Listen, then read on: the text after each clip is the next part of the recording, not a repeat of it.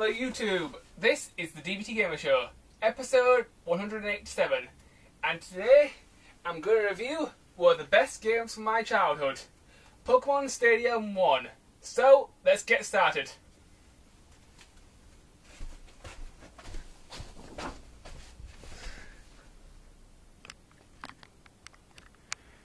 Right YouTube, that's my Nintendo 64 sub, so let's start the review.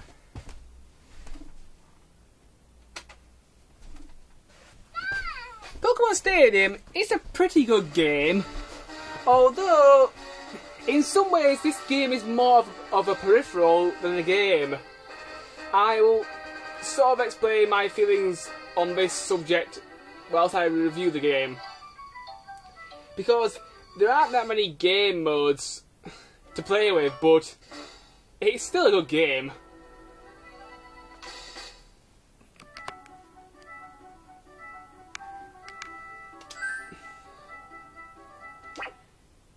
Okay, first let's talk about the graphics. The graphics for Pokemon Stadium, I think they're really good.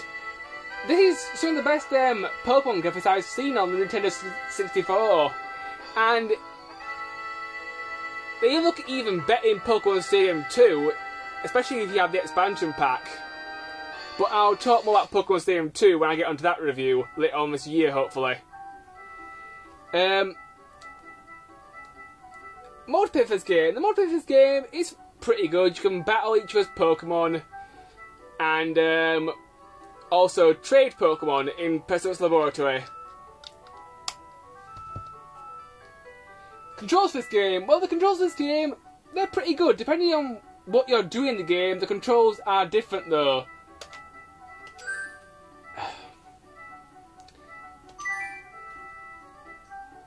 Music for this game. The music for this game, it's okay, but at times it can be a little bit repetitive, I have to admit. And the other thing that's very repetitive about this game is the commentator. The commentator can be very annoying in this game. And most of the time I end up turning him off because I just don't want to hear him anymore.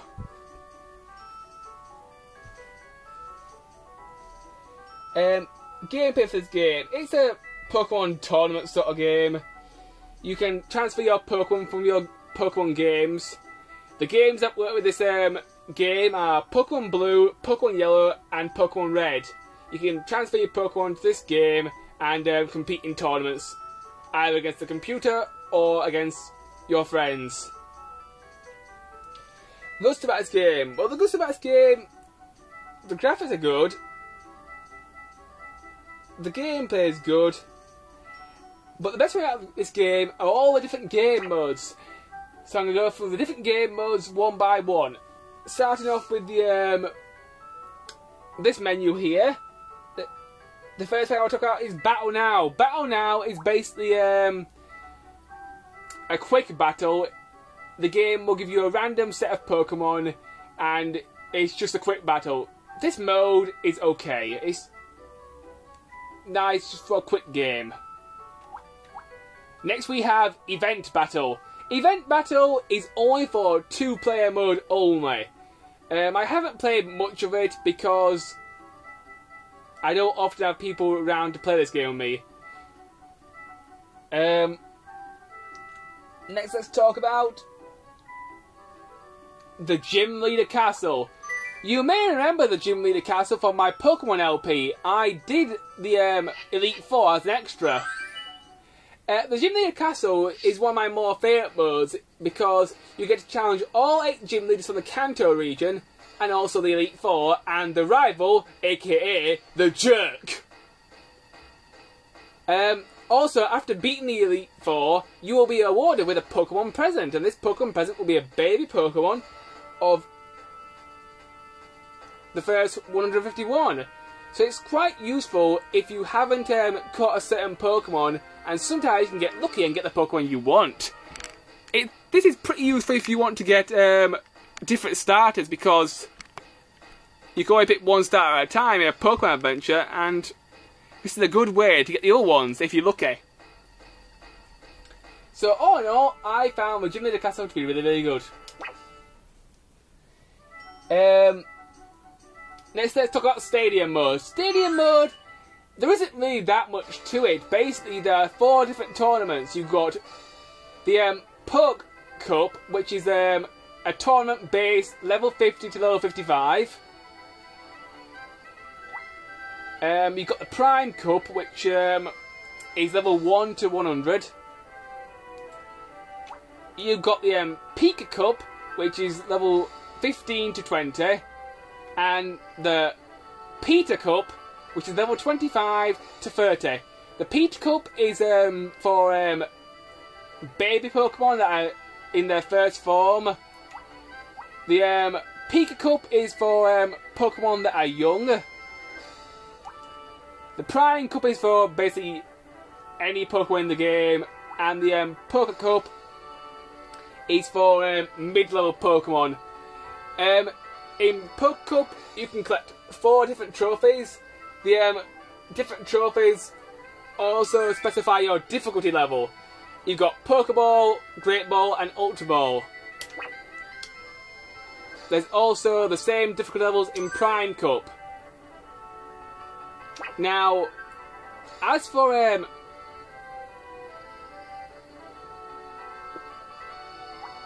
Pika Cup, there is only 1 trophy up for grabs, and the same goes for Peter Cup. Peter Cup and Pika Cup are 2 of the most hardest game modes because there's only 1 trophy and they're somewhat difficult because there's a very limited amount of Pokemon to choose from and some of them aren't really that good. And also it's kind of difficult to build a team for these tournaments because the Pokemon that you get in the games, it's difficult to actually get the TMs you want if you want to build a decent team for these games. So most of the time when I'm playing Peter Cup or Pika Cup, I will use rental Pokemon. But if I'm playing the level 50s Cup, I will use Pokemon for my cartridge. And if I've got enough time, I will use Pokemon for my cartridge for the Prime Cup. It's also very useful to use Pokemon from a cartridge for the Gym Leader Castle mode I talked about earlier. Now that I've finished about the Stadium mode, let's talk about the Pokemon Lab. The Pokemon Lab isn't really that good. Just give me a moment to plug the expansion back in YouTube, and I will talk more about this mode. Right, YouTube, now that I've found my transfer pack, we can take a look at the laboratory and the other modes that require it. So, what can you do in the Pokemon Lab? Well, as I said before, there isn't really that much to do in here. First things first, you can claim your Pokemon prizes.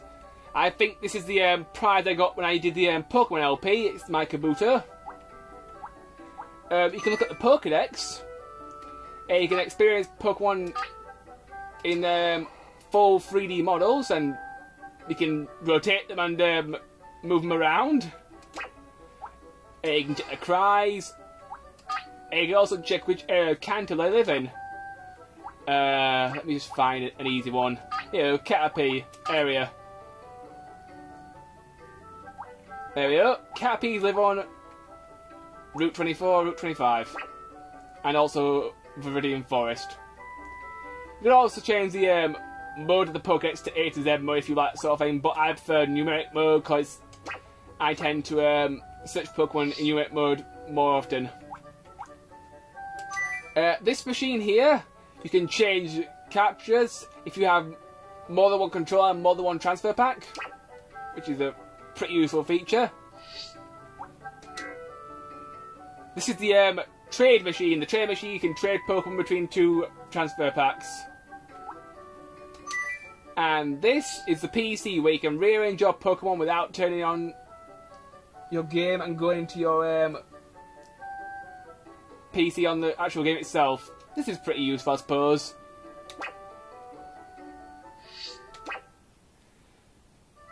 Right, that's pretty much it for the Pokemon Lab. Let's go to the next mode of the game. Next mode of the game, you should already know a lot about. It is the Game Boy Tower. The Game Boy Tower is probably one of the best features of Pokemon Stadium.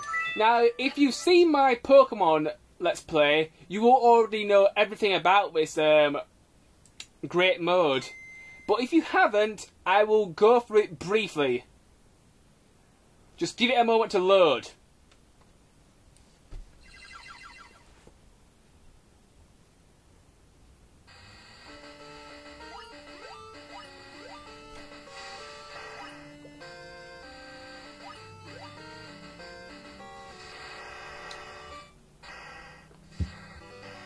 Right.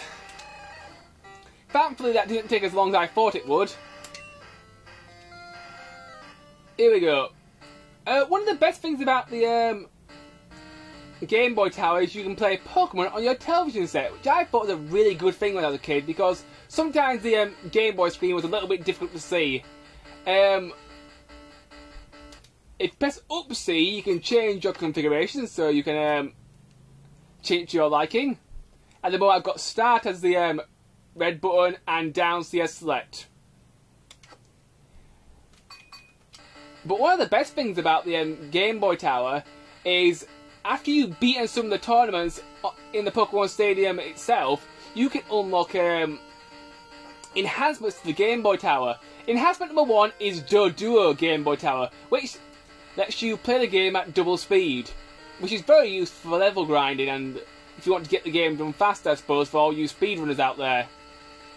But if you manage to win even more tournaments in the game, you will unlock Dodrio Tower, which triples the game speed, which is even more useful when it comes to level grinding. And I just think this is a really fantastic mode to do Let's Plays with, and also to speed up level grinding. If you press the Z button, you can also change backgrounds. At the moment, I've unlocked 4 so far. I've got this one,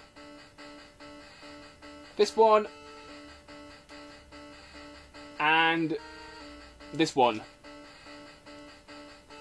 I think my favourite one's the one with the giant Master Ball pedestal.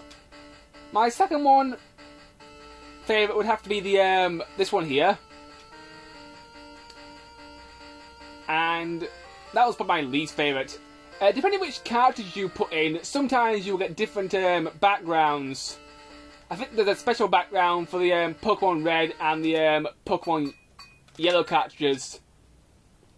Also, if you plug in a Pokemon Yellow cartridge, there's a special minigame which you can play only in Pokemon Stadium mode. My sister once showed it to me. It was a surfing Pikachu sort of game. It was alright for a while.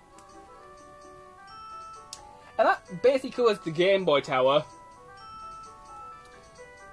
If you would like to see more of the Game Boy Tower, go watch my Pokemon LP. I pretty much explained most of the uses as I did the LP.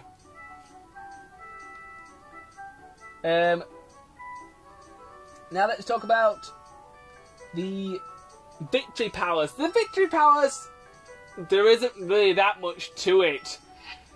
But since this is the review, I'll show it. The Victory Palace is basically a giant Hall of Fame for the entire game. Depending on which tournaments you've competed in, the Pokemon you've used in those tournaments will be registered here, and you can look at your past victories. Here's my Mew, which I used in the Pokemon LP.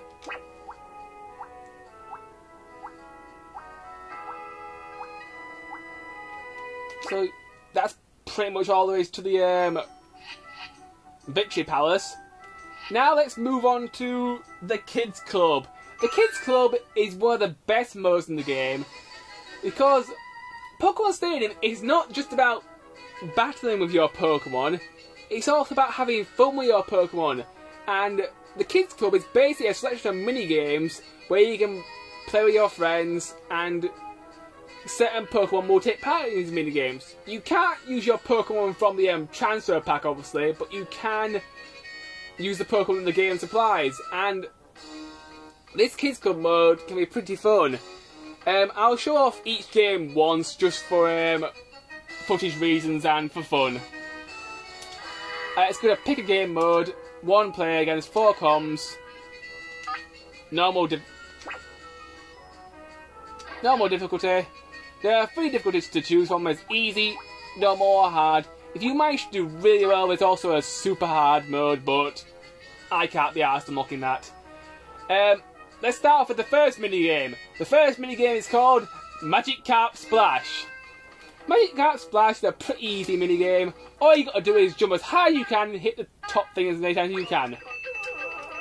This minigame, me and my sister used to spend hours on it, trying to beat each other's high scores and just trying to see who was the best. It's quite a lot of fun, and it's a very simple concept.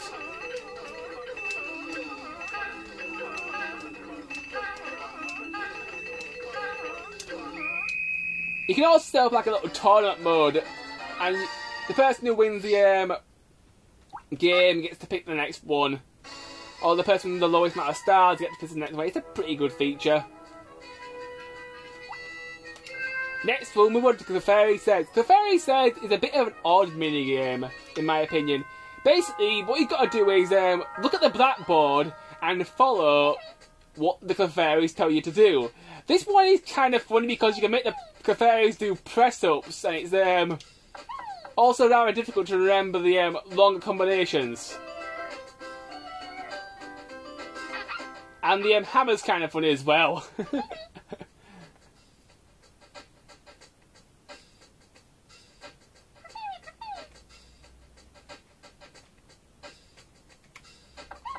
I'm not very good at this mode. 1, because I'm trying to review this thing, and 2 is because I just kind of struggle with these sort of games. Anyway, YouTube, since I've lost, I'll go to the next game, but I think you get the idea. Now let's go to Run Ratata Run. Run Ratata Run is one of my favourites on the cartridge. Basically, you gotta press the A button like mad and do hurdles. And you press up to jump over the hurdles. Just keep pressing the A button as fast as possible, and hopefully you'll win. This is one of the games that is rather difficult because you really have to hammer the A button a lot. It's kind of like playing Mario Party in some of those other games.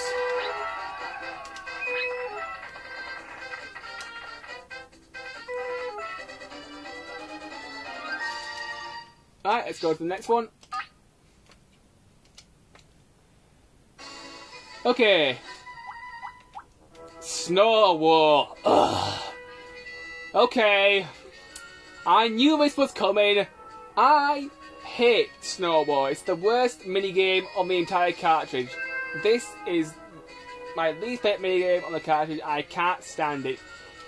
Basically, the way that Snow War works is you've got this giant pendulum and you've got to cast Hypnosis and try and put the other drowsies to sleep before you fall asleep.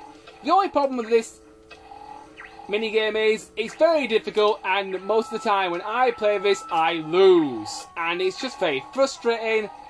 The way you're supposed to do it is you're supposed to press the A button to cast Hypnosis when the pendulum touches the middle of the pendulum pointer. Anyway, YouTube, it looks like I'm going to lose, so I think I'll quit this game and move on to the next one, because this one isn't really that much fun for me.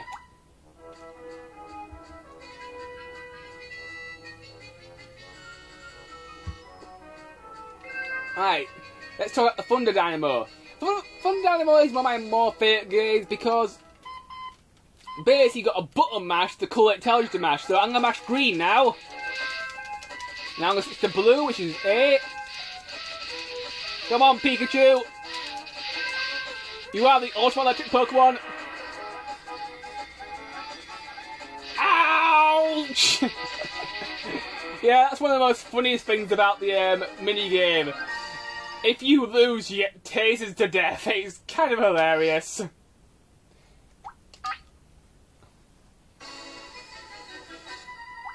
And here we have the next minigame on this called the Sushi Go Round.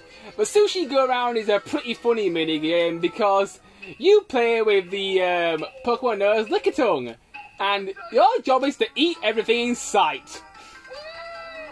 And this minigame is quite a lot of fun. because you've got to just basically eat as much as you want. You basically just got to pig out. If you eat the wrong kind of food, sometimes your lucky tongue will go crazy and it won't be able to eat for a while. You've got to be a bit strategic in which foods you want to eat, because certain foods are worth more points and certain foods are bad for you, and if you eat too much food it can make your lucky tongue go crazy. Also, when I was younger and I used to play this minigame, my mum thought Lickitung was a very rude Pokemon, and I have to agree with her. Not to mention all the jokes I made about this Pokemon when I did the LP about it being a girl's best friend. The LP was kind of fun, actually. That's one of the main reasons why I did it. Anyway, let's see how I've done.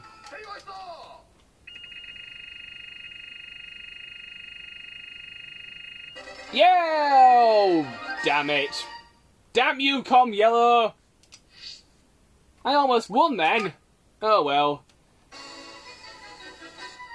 Let's move on to the next minigame. The next minigame is called Ekans Hoop Hurl. Ekans Hoop Hurl is basically like Hoopla at theme parks. You pull back with the analog stick and you've just got to throw your Ekans at the Diglets and hope you manage to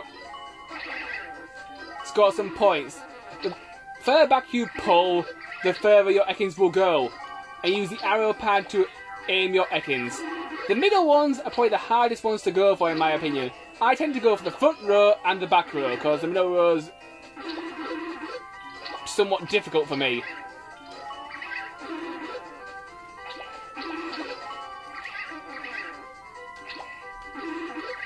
Let's pull back a bit further. I'm pretty good at this one. Also, towards the end of the time limit, a gold Diglett will pop up which will be worth more points. If one pops up, I'll show you it. I'll try and grab it for sweet, sweet victory.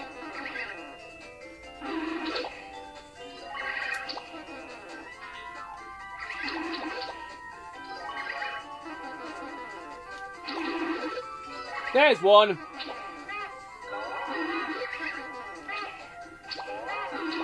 The gold Diglets are worth 2 points.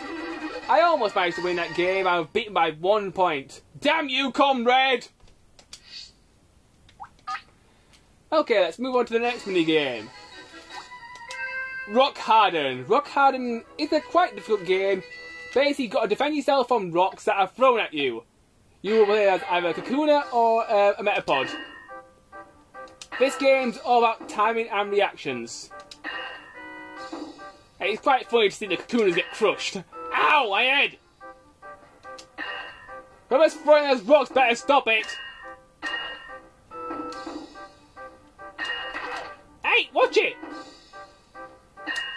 My Kakunas have a brain damage in this review.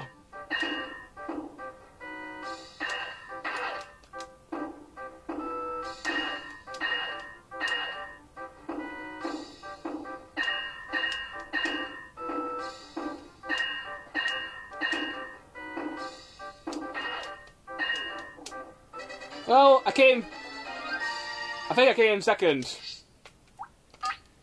Right, on to the last minigame, YouTube. This one is called Dig Dig Dig Dig Dig Dig Dig Dig Dig Dig Dig Dig Dig Dig Dig. Guess what we have to do in this one? It starts with D. Basically, in this minigame, you've got to use your Sandshrew to dig a hole.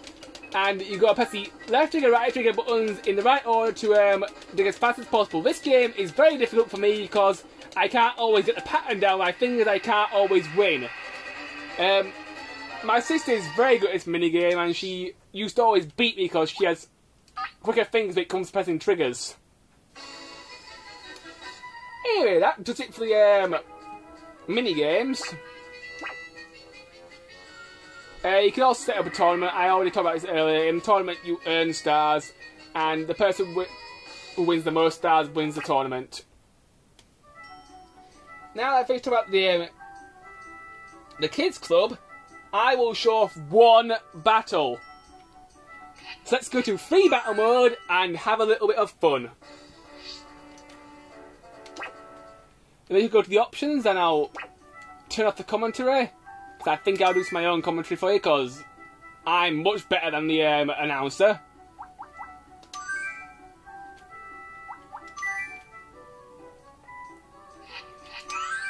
Right. Let's set the thing to 1 player versus com. Computer level, we'll set it to normal for a bit of challenge. Anything goes. I'll use my set from the Pokemon LP, I think. So I'll get my capture data here. I'll pick Crush, Goliath, Botan, Scorch, Mew, and Duracell. Nice to see you again, guys. And now for the com, I will give them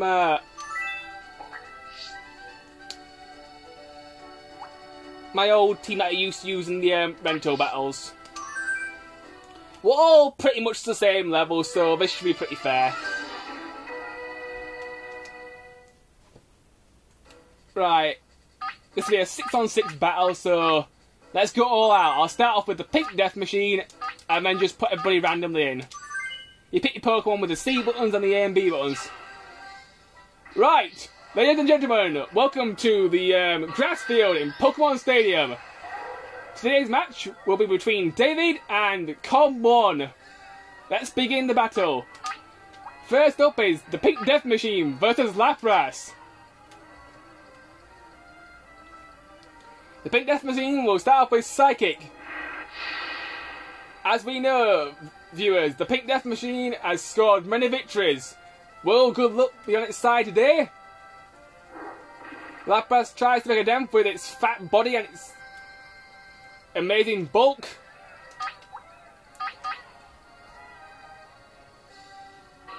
Mew tries to regenerate with the Mega Drain. This should do an incredible amount of damage to Lapras.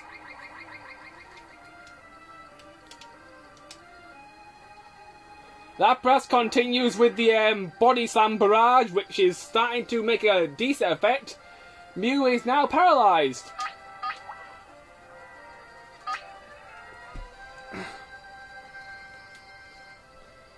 Uh-oh, here comes the Ice Beam. Lapras is starting to make a decent dent. Mew is now paralysed. Looks like David is switching Pokemon. Who will he bring out?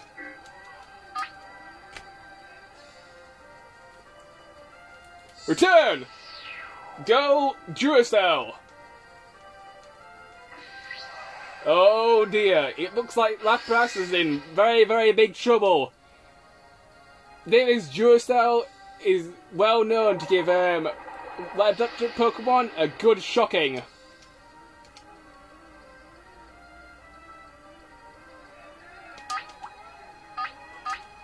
Eat Thunderbolt!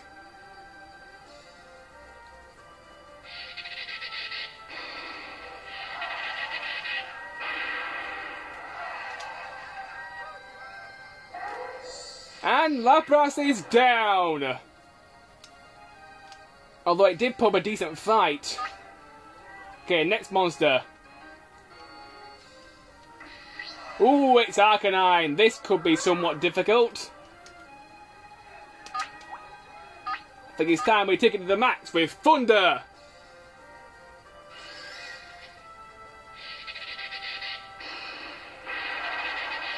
Ouch! Arcanine looks in very large amount of pain. But despite this, it manages to muster a takedown, which is not the best strategy in the world due to it doing damage to itself. Computer, what are you doing?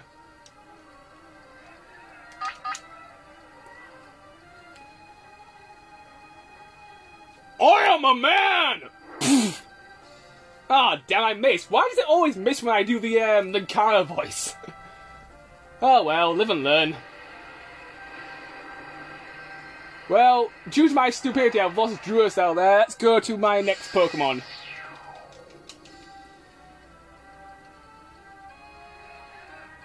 Blastoise! Do what your name implies. The time has come to crush, kill, and destroy. And possibly annihilate!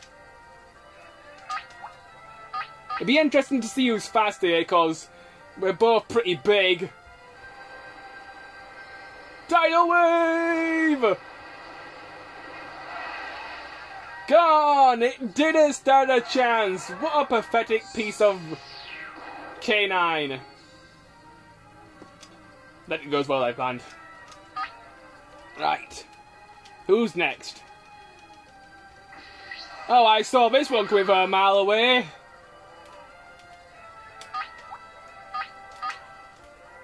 Looks like David's switching Pokemon. Here comes the great Golo known as Goliath. I think Zapdos is pretty much screwed here. Although, very bravely tries to use a Thunderbolt, but fails. Let's start off with a Rock Slide. Although Zapdos, for some bizarre reason, is actually staying around. Build up energy for a Sky Attack, it looks like it, but will he get a chance to use it? The Rock Slide is very effective, and Zapdos just about manages to hang on. But I think next turn, Zapdos will have it, but here comes the Sky Attack. Let's see how effective it actually is. It barely even phases Goliath. He didn't even knock him off his feet. Well, let's throw him at the stadium. Give him some proper flying lessons.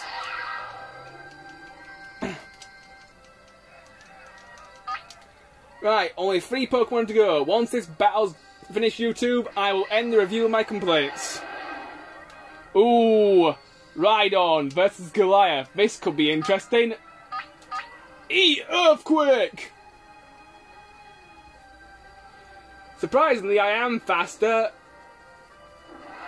I was beginning to wonder who would win the Speed War, but it looks like Goliath is the faster Pokemon here. That's the end of Rhydon.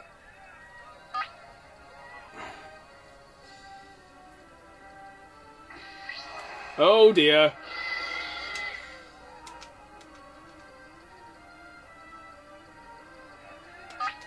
Let's switch to someone else.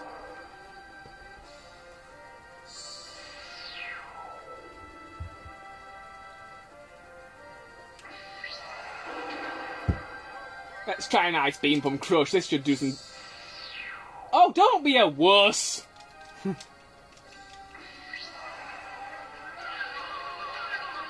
Okay, whatever. I'll still thrash you.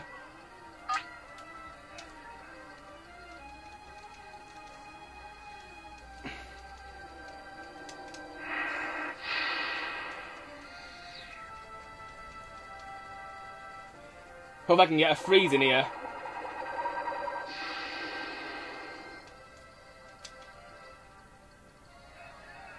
Alright, since you're being irritating, I'm going to switch to... Let's bring in Ninetales and make this thing extra crispy.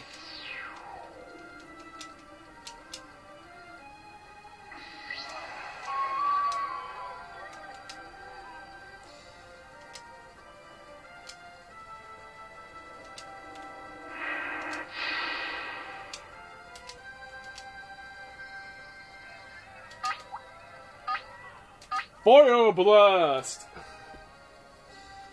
Looks like it's all over for Jinx. If this hits, this'll be extreme pain. I suppose YouTube, I can talk about the transfer pack whilst I'm commentating. The transfer pack is a pretty good peripheral. The N64. The only problem I have with it, sometimes it can be a little bit temperamental, it can be a little bit difficult to get to work properly. But other than that, it's a good peripheral. Now back to the battle. So, your last Pokemon's Vileplume, eh? I'm sorry, but you are officially, in every sense of the word, toast! Extra crispy! And that's it, YouTube! The battle is over! The scores are... David! 1, Computer 0. Number of remaining Pokemon for David... 5, 0 for the computer. David is the victor. Now to my complaints. Okay, my complaints about Pokemon Stadium. Well, there's very little to complain about because there isn't really that much content. Complaint number one, the commentator is really annoying and most of the time I end up turning him off. And complaint number two, there isn't really that much to do on the cartridge. The game itself, it's great to battle friends with, it's great to see your Pokemon in 3D. And the mini-games are decent, but other than that, there isn't really much to do with it. But for nostalgia reasons, I think this is a pretty good game. I give it a 4 out of 5. So it's a pretty good Pokemon game, and it's definitely worth picking up for your Nintendo 64. In my next review, YouTube, we'll be experiencing the epicness that is Kirby's Epic Yarn. But until then, bye!